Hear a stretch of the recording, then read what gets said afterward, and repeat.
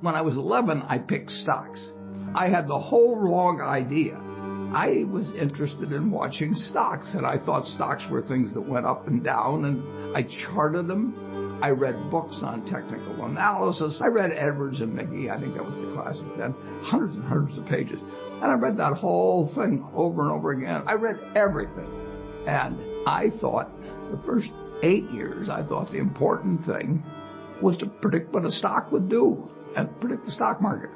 And then I read Ben Graham, when I was 19 or 20. And I realized that I was doing it exactly the wrong way, but it didn't hurt that I had that background and everything.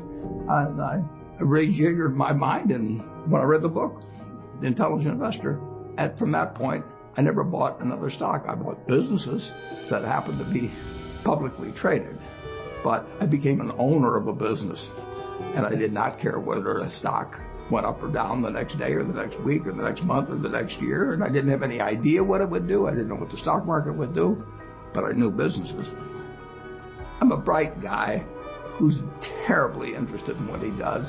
I've spent a lifetime doing it, and I've surrounded myself with people that bring out the best in me, and you don't need to be a genius in what I do. That's the good thing about it. If I went into physics and a whole lot of other subjects, I'd be an also-ran. But I am in a game that you probably need 120 points of IQ, But 170 doesn't do any better than 120. It may do worse, probably do worse. But you don't really need brains. What do you need? You need the right orientation. 90% of the people, I'm pulling the figure out of the air, but 90% of the people that buy stocks don't think of them the right way.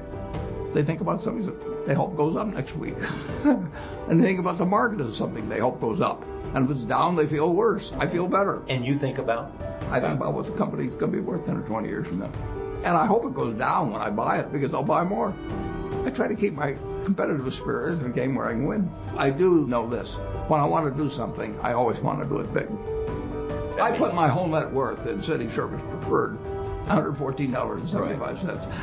And I've never, since that day, March 11, 1942, I have never had less than 80% of my money in American business. You can call them stocks. Or equities. But I see them as American business. I've owned a piece of American business, at least 80% at all times. I don't want to own anything else. I want to own a home and, things my family wants and all that. But owning 5 homes doesn't mean anything to me, because I'm going to be happy in one home, and there's a certain amount of things that go wrong with everything. And if I got 2 homes, I know I've got more problems and I don't have more happiness. What brings you the happiness? What makes me happiest is what I'm doing. I enjoy 2 things about it. One, I know I'll win over time. Doesn't mean I'll beat everybody else or anything like that. But I'm in a game that's very, very, very easy if you have the right lessons in your mind about what you're buying. I'm not buying stocks. I'm buying pieces of overwhelmingly American business. And I'm happy when I'm doing it. I'm happier when stocks are going down, because I can buy more of them for the same amount of money. I'd be happy if I was a farmer. I'd want farmland to go down so I could buy more acreage. It just makes sense. I'll tell you the second thing I really like. I like being trusted by people. I would rather do what I do with partners than do it sitting in a room myself, even though I might make more money that way. Let's pretend there is no stock market. Let's say I had to buy these privately, like you buy a farm privately, like you buy an apartment house privately. They're investments. So you're looking to say, what can I do with money I've saved to put it away so I feel good about getting it back later under any circumstances, but not necessarily on a given moment. But if I have a farm, it's going to take me a while. But people would be so much better if they actually didn't have a stock market in terms of buying businesses. The United States economy, and it's very easy to look at the statistics on it. I mean, more people, a greater percentage of the American population is wealthy now, or having more income now than they've ever had. And if you look at whether Bank of America would give you their average deposit, I mean, you just look at the wealth that's out there. That doesn't mean everybody's wealthy, but it does mean relative to any other period of time, I mean, people have more money now. They get mortgages at lower rates than they've ever gotten. So if they want to buy a house or something, right today, you live in an environment where the bottom 2% in terms of income in the United States, the bottom 5%, and for sure the top 1%, all live better than John D. Rockefeller was living when I was 6 years old. John D. Rockefeller was the richest man in the world. And today, you can get better medicine, better education, better entertainment, better transportation. You can do everything better than he could. It's astounding. That's in my lifetime. If you wanted to watch a football game, he still had to go there. And I can sit there with this big screen, and they keep showing me the replay, so that and explaining to me what happened and everything. And maybe everybody doesn't have a screen as big as mine, but damn near everybody has a screen or an iPhone or a computer or access to one. And they have access. When I was born, the dentist didn't use Novocaine. I mean, you know, so there has been progress, obviously. Oh.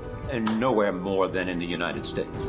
There's no country that's done what our country's done. If you go back 3 of my lifetimes, you're looking at less than 1% of the world's population, closer to half of 1%, are sitting in this land. They don't work harder than people in all the rest of the world. I mean, in terms of hours of unpleasant labor, everybody's got hours of unpleasant labor in those days practically. They don't come laden with gold and, they are half of 1%. And they work the same hours. They got the same IQs. They may be a little self-selected in terms of enterprise, in terms of going across oceans and things. And fast forward a couple of lifetimes, and they've got 20% plus of all the bounty in the world. I mean, that is something that has worked like nothing. Just imagine that. If you've gone to anybody, Constitutional Congress, in 1789, if you go to any one of the representatives there, and you said, I want to tell you what this place is going to look like, in 3 more of your lifetimes. Your great-great-grandchildren are going to be flying in the skies. They're going to be watching sports all over the world. They're going to be entertained. Their medicine. They're going to hold you off to a lunatic society of what he's doing. He's getting 50 cars, and he's getting a whole bunch of little claim checks. Just think of it. Everything.